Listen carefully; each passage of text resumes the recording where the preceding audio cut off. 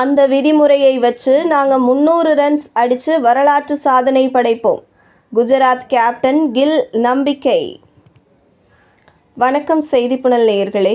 IPL 2025 cricket தொடர் March 22ஆம் தேதி கொல்கத்தாவில் துவங்குகிறது.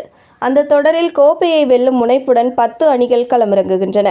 அதில் குஜராத் டைட்டன்ஸ் அணி சுப்மன் கில் தலைமையின் தங்களது 2வது கோப்பையை வெல்லும் லட்சியத்துடன் களமிறங்குகிறது. பாண்டியா தலைமையில் முதல் வருடத்திலேயே கோப்பையை வென்ற அந்த அணி அதற்கடுத்த வருடம் ஃபைனல் வரை சென்று அசத்தியது.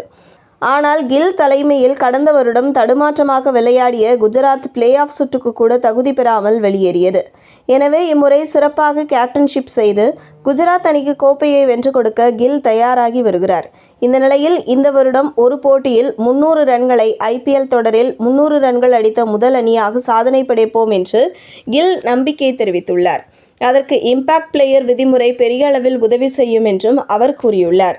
இது பற்றி கில் பேசியது பின்வருமாறு: ஒரு போட்டியில் 300 ரன்கள் அடிக்க முடியும் என்று நாம் உணரும் அளவுக்கு IPL தொடரின் வேகம் உச்சக்கட்டத்தை தொட்டு வருகிறது. கடந்த வருடம் சில போட்டிகளில் அதை நாம் நெருங்கினோம். இம்பாக்ட் பிளேயர் விதிமுறை சுவாரஸ்யத்தையும் IPL தொடரை இன்னும் பொழுதுபோக்காகவும் மாற்றுகிறது. கேப்டன்ஷிப் என்பது எனது பயணத்தின் தொடர்ச்சி என்று நம்புகிறேன். இதில் நீங்கள் ஒவ்வொரு வாரத்திலும் ஒவ்வொரு போட்டியிலும் புதிய விஷயங்களை கற்றுக்கொள்வீர்கள். வெவ்வேறு வீரர்கள் வெவ்வேறு வித்தியாசங்களை கொண்டு வருவார்கள். எனவே ஒரு தலைவராக ஒவ்வொரு வீரரும் சிறந்த முறையில் செயல்பட என்ன உதவுகிறது என்பதை புரிந்து கொள்வது முக்கியம். ஒவ்வொரு வீரர்களும் வித்தியாசமானவர்கள்.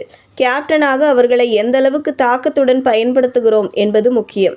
வீரர்களின் பலம், பலவீனம், அவர்கள் தடுமாறும் போது எப்படி மீண்டும் ஃபார்முக்கு கொண்டு வருவது போன்ற விஷயங்கள் முக்கியம் என்று கூறினார்.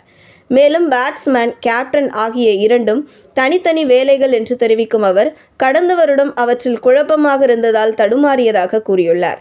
எனவே இம்முறை பேட்டிங் செய்யும் போது கேப்டன்ஷிப் பற்றி சிந்திக்காமல் அசத்த உள்ளதாகவும் கில் தெரிவித்துள்ளார். மேலும் தங்களது அணியில் நல்ல வீரர்கள் இருப்பதால் இம்முறை சிறப்பாக விளையாடி கோப்பையை வெல்வோம் என்றும் அவர் நம்பிக்கை தெரிவித்துள்ளது குறிப்பிடத்தக்கது. இதுபோன்ற செய்திகளை தெரிந்து கொள்ள செய்திப்புணலுடன் இணைந்திருங்கள்.